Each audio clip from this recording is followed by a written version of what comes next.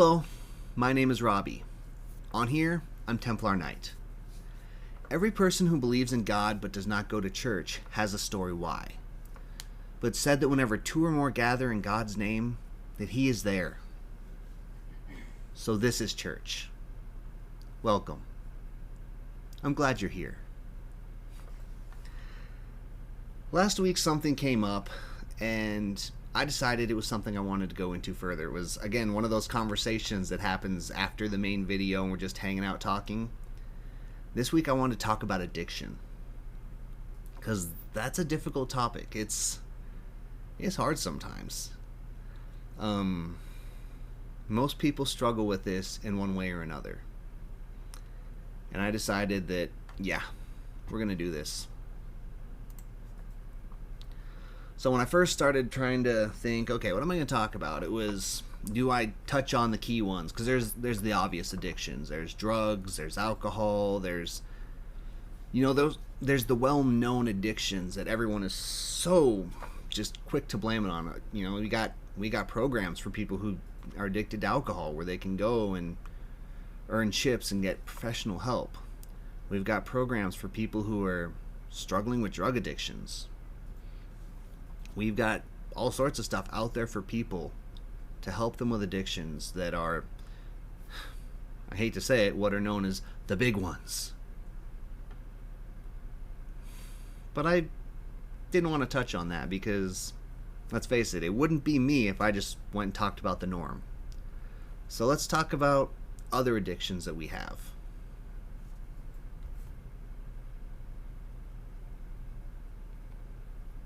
These little boxes that we keep with us all the time that tie us to the world. I don't know about you guys, but I'm addicted. Not so much with the keeping in touch with people, but I have to have it. The safety net that phone provides me, I have to have. I don't know what it's like to be without it. A month or two ago, I was in the crawl space of a customer's basement, and they had a 6-brick tall wall. Right on, the whole basement was built around, and there was the wood on the outside that I had to drill through. So I went over, I crawled over, I had my drill, and I'm all ready to go, and I turned the flashlight on my phone, and I set it on this ledge, and I was going to drill. I didn't realize those bricks were hollow, and my phone tumbled down to the bottom. And my heart stopped for a minute because I could no longer access my phone. And it was scary. There was that moment of trying to stick my head up in the floor joists to peek down and see if I can see it. And I could see where the light was coming from because the flashlight was still on. But I couldn't reach my phone. And there was this panic of no longer having something that I need. So I did what any smart person would do. I went and grabbed a chisel and a hammer, and I smashed my way through the brick, and I got my phone out. The customer wasn't super thrilled when I told him it had to be done, but he get it, and it's not like it was structural or anything. But I had to go through any means necessary to get back that phone. Because I'm addicted. I'm willing to bet that I'm not the only one. They are meant to get us addicted to them. They have these little games on them that you have to check in every few hours, and you have to play the buttons right and the shiny lights and all the big, you're amazing, you're a superhero, you win. All this stuff, they try and get us addicted to get our money through these ads and these little in-app purchases. And I'm addicted to them. I've got 2 stupid little games that I cannot stop playing.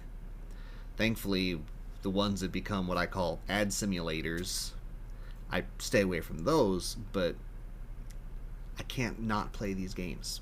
That's how I start my day. That's how I end my day. I'm addicted. I've got this that I just realized is not going to work out real well. My beverage of choice. The invisible Mountain Dew can. I'm addicted. I cannot go without it. The caffeine is necessary for me.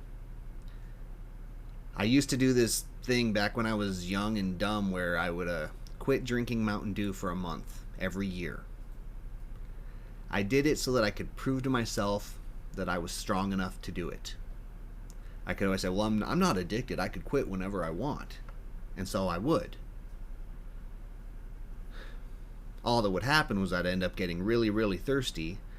I would make smoothies like you wouldn't believe and try all sorts of Powerades and Gatorades and teas and everything I could to try and fill that void that not having the caffeine in the Mountain Dew left me. Because I'm addicted.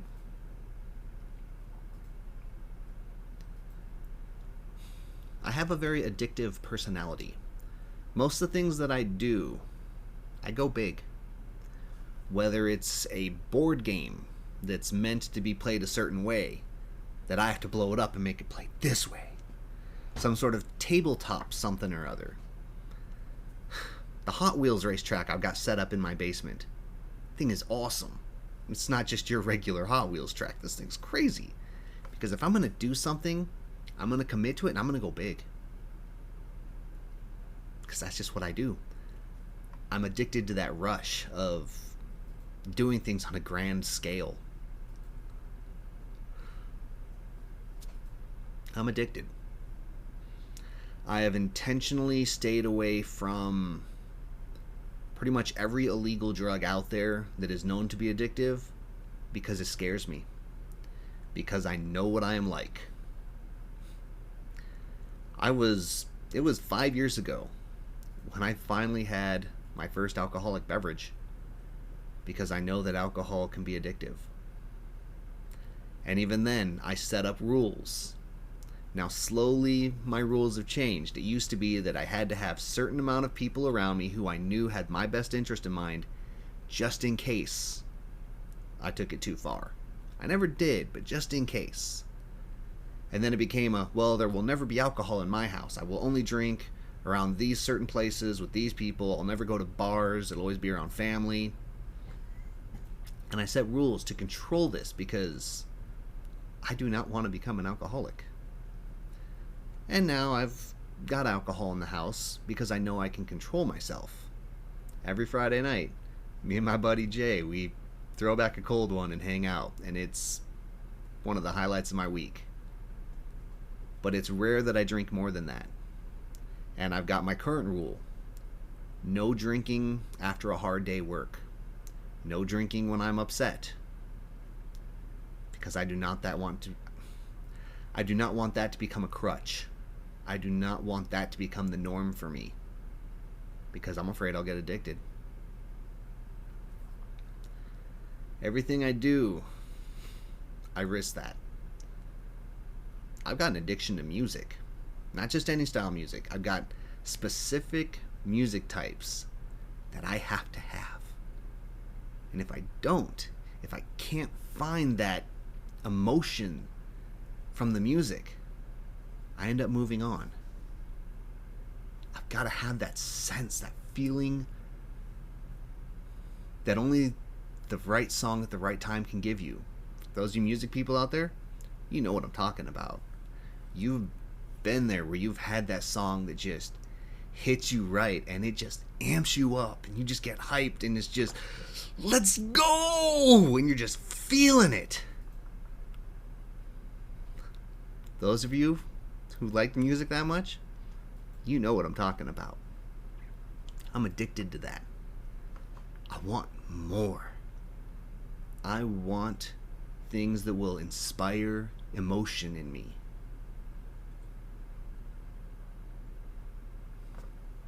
This right here. Staring at myself on the computer. I'm addicted to this.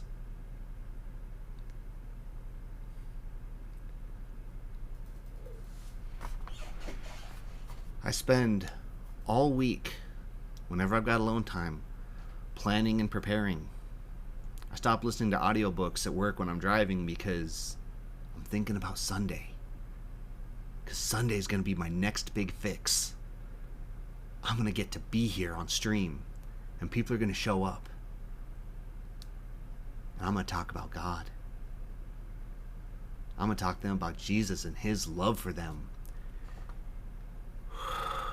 And anyone who knows that feeling, you know what I'm talking about. I am addicted to that.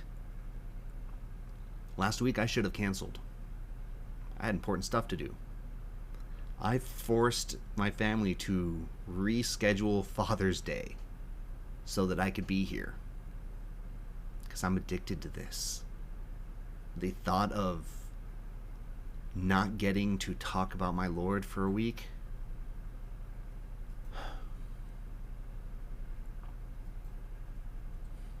I need this fix.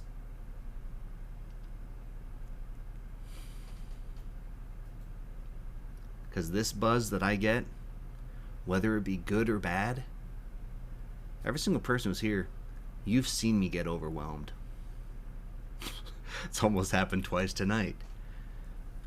You've seen when I cannot contain that emotion. That overwhelming, that feeling, that sense of just, I wish I could describe it.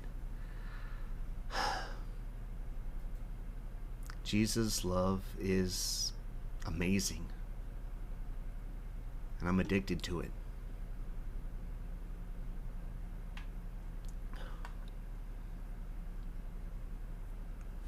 Sorry, good tears.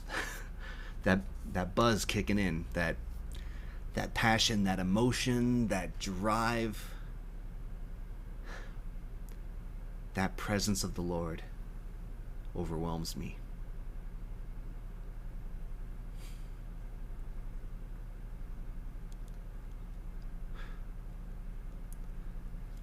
The whole reason I wanted to talk about addiction this week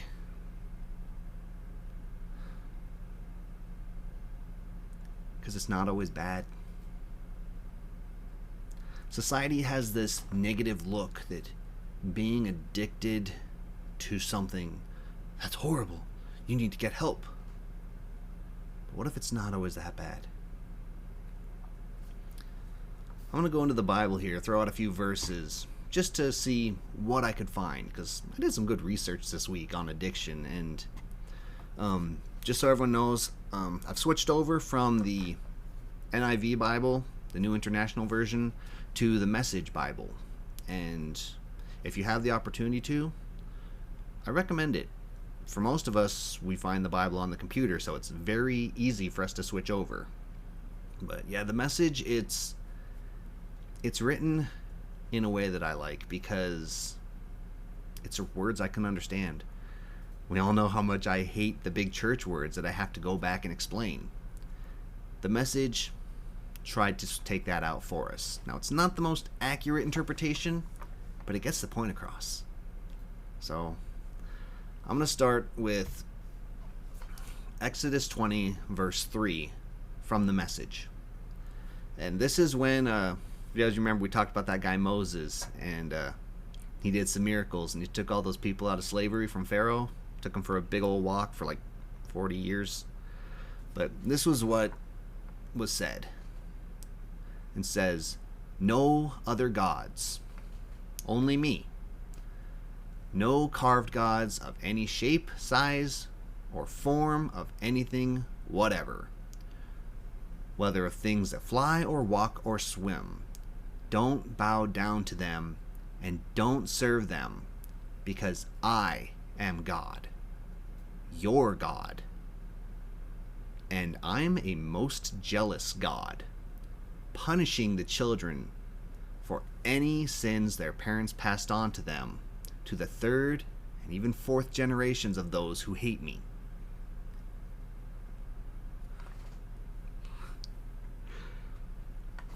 You know, it's funny. I had someone ask me once, they say, "Robbie, why do you always make sure to depict the difference between God the Father and Jesus the Son, you know, and then there's the Holy Ghost? I don't talk about him as much, But I always make sure to separate God the Father and Jesus. Because that right there, God's kind of scary. God's kind of vengeful. Jesus, he's the one who loves us. He's the one who accepts us, who invites us in. God holds a grudge. And those verses right there, yeah, he literally just flat admits, I am a most jealous God. And I won't just punish you, I'll punish your kids, I'll punish your kids' kids, I'll punish their kids, I'll punish your cow. Sorry, Mulan joke. God just flat out says, no other gods but me. Or else. I know I'm talking about addiction here, but kind of the same thing. How often do we worship these little black boxes? God's more important than that. And he's letting us know right there. No one else. Just me. I'm most important. Another point in the Bible, very key verse that I really like, and a lot of you might recognize this. This was got turned into a pretty popular song back when I was a kid, so none of you are going to recognize it. Never mind. But it's Matthew 22, verse 37, when Jesus said, love the Lord your God with all your passion and prayer and intelligence. This is the most important, the first on any list. I guess I don't recognize the Message version of it. The NIV version says, love the Lord with all your heart. I'm sorry, I'm jumping around. But, frazzled. It says that this is most important. The first on any list is God. Now, if I were to prioritize my addictions, of the ones that I've talked about, my board games and going huge on those tabletops and stuff, they're probably my bottom tier. Next is probably my soda. And that hurts to say because that's the one that I like my Dew. But when I think of what comes before it, I could give it up next. Then I've got my cell phone. Probably third on my list. If I had to get rid of my cell phone, I could. But man, that would be difficult. Second thing I'm addicted to, I didn't talk about it, but it's my wife. I mean, obviously. I've been with her 18 years. We met 22 years ago when we were just kids. Well, high schoolers. And she's been there through all of it. The good, the bad, the great.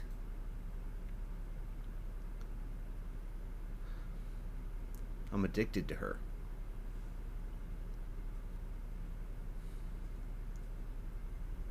Every Saturday and Sunday morning when we don't work, I'm always up first. Because I'm a morning person, she's a night person. So I'm always the first to wake. And she comes out every morning, still half asleep. And she gives me a hug. One of those hugs that lasts as long as it needs to. And I make some joke about how if there's only 3 digits or 4 digits on the clock.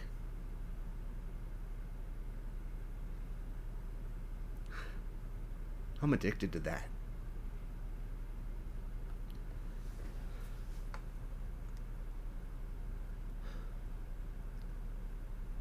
That commitment and feeling I get from her, it's more important than all the others. She's number 2.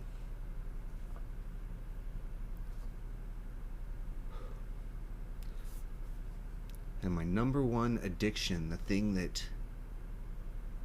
I cannot be without,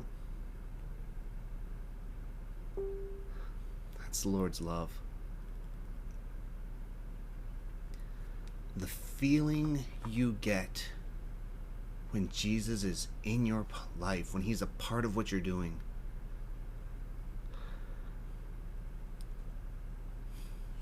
I'm feeling that right now. Because every Sunday He comes here and He sits with me behind all the lights and the screens, and He puts His hand on my shoulder and He just lets me feel His presence. And there is nothing that can compare to that. There's no board games, no video games, no soda. Despite how great it is, no love from a woman or man or anyone that can compare to that feeling you get. Man, I'm addicted to that. Sign me up for more.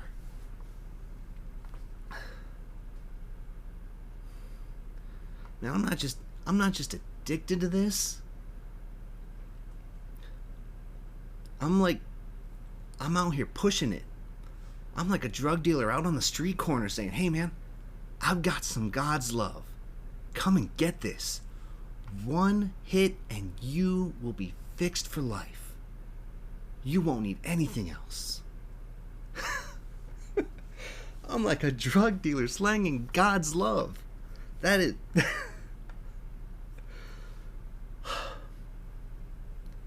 God's love is a high that... I wish I had words for.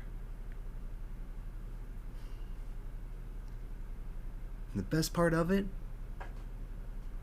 there's no side effects. I mean, nothing major. Okay, what do I get from being on this God's love all the time? Some people judge me and look at me funny. Sometimes I have to skip out on some things that others do. Because to get that God's love, I can't. But when you got that love, there's nothing else matters.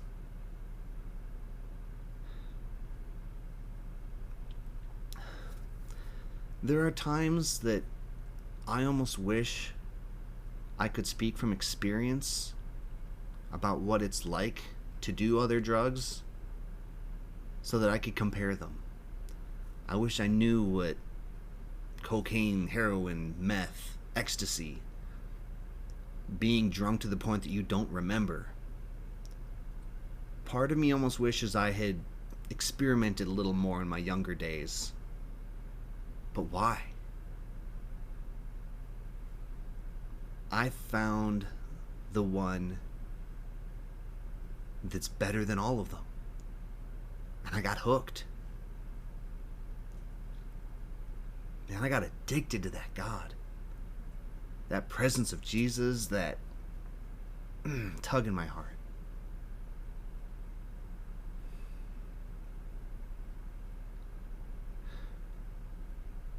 I want you to get addicted too.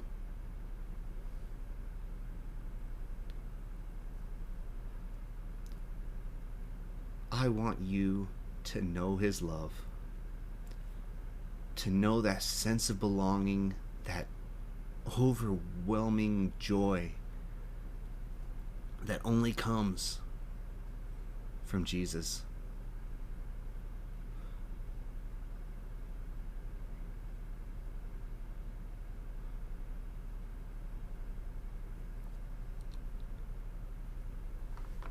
When I think that there are people I know who haven't tried this yet, it's rough.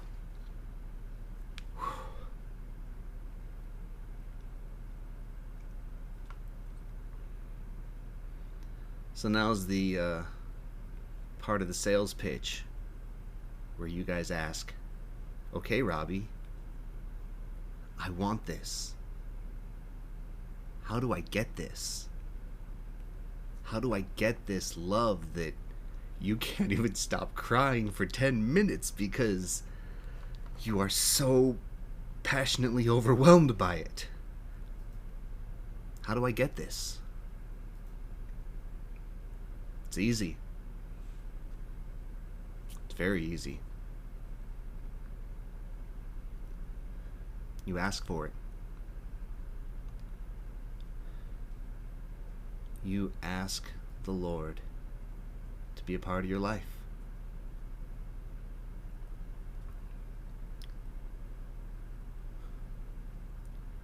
You know, there was something that when I first started this, I told myself I wasn't going to do.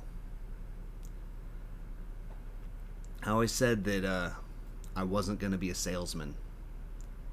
I was not going to be out here trying to push my faith onto people. I was never going to do the altar call where I try and pressure people to give their lives to the Lord. Because for me, that's something between you and God. It's a personal and passionate and very serious moment that I didn't feel I had any right to over the internet.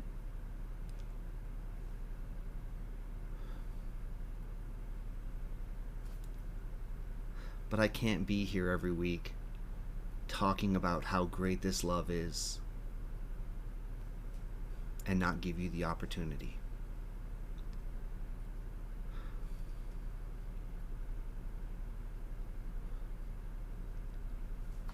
So if you're out there watching this, I want you to take a few minutes. I want you to think about this very seriously. Are you ready to take that step and invite the Lord into your heart?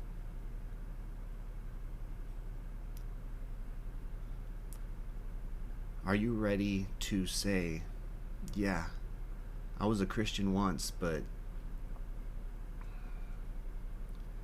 not like I should be?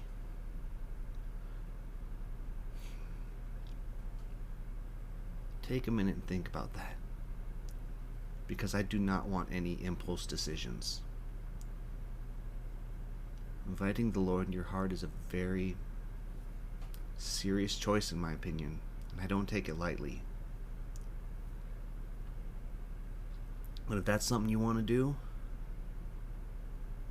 I'm willing to take that step with you.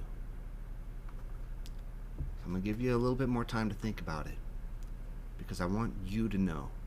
I want you to be sure. I want you to say, yes, I'm ready. Tonight's the night. Or maybe you're not ready yet and you need a little more time. Think about it.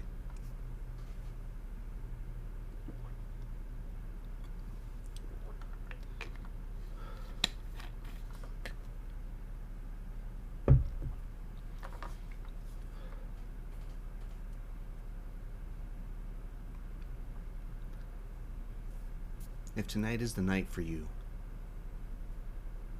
I'm going to lead us in prayer. All you have to do, repeat after me. You can say it aloud, you can say it in your head, you can just think it. God will hear, He'll know.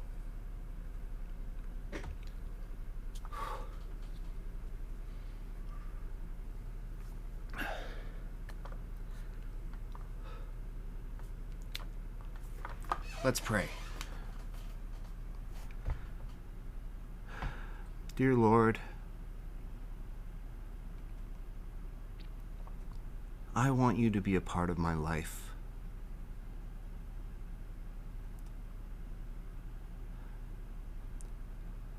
I want you to shine your love down on me.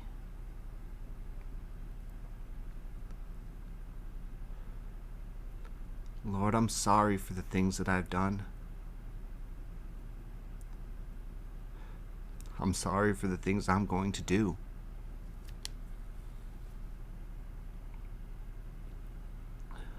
But Lord, I need your guidance.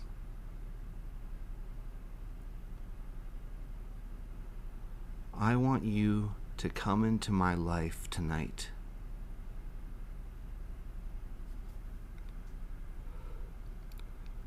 Lord, I want to be yours.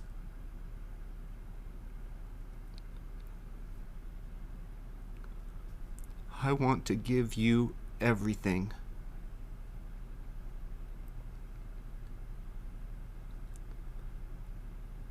I want you to work in me.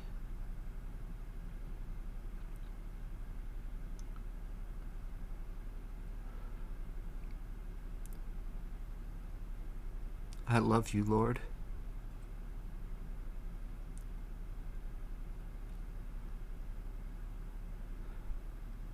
Show your love in my life.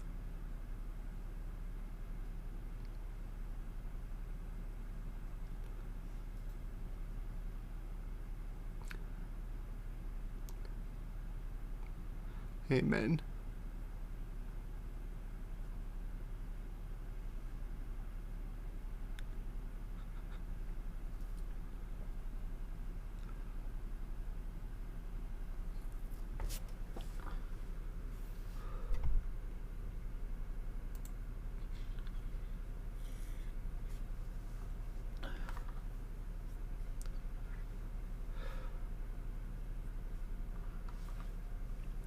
I'm going to do something that I don't normally do during the lesson, but I'm going to come back to chat, because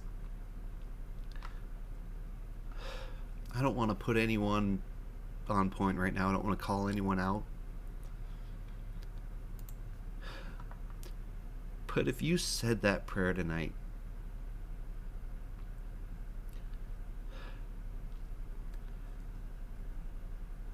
I'd love to know.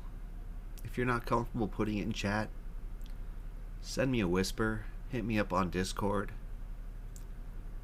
I'd love to know, because, maybe you've been a Christian for God knows how long, and God's already an active part of your life. Maybe you were a Christian for a while and you've been slipping, and what if tonight's the night you get back on track with the Lord?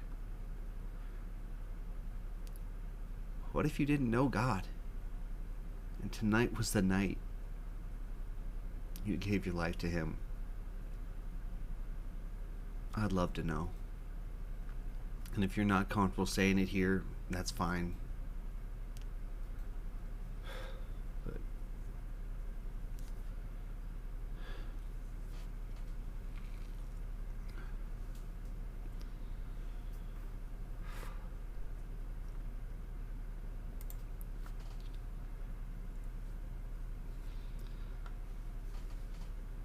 I've always told myself I'm not going to be that pastor who's constantly hitting people up to try and get the numbers, because so many programs are just about, I brought this many people to God this week. I've always viewed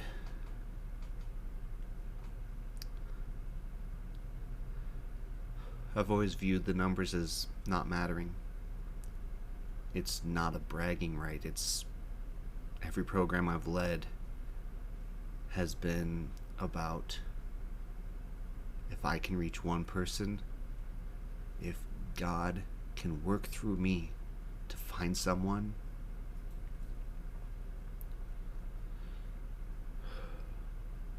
then it's all worth it.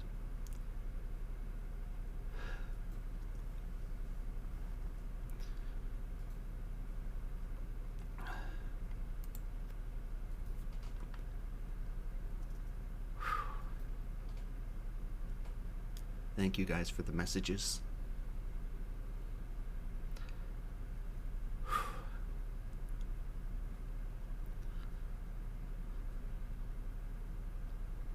Not gonna lie, praying that hit me a little harder than it should have. So often when I pray, I'm just hanging out with God, asking Him to be with people I care about and look after people and bless people and thanking Him for stuff.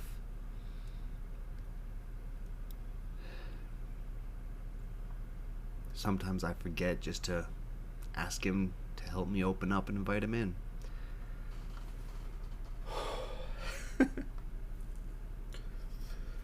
Man, I've been ugly crying this entire stream. I'm glad we did not bet on this one.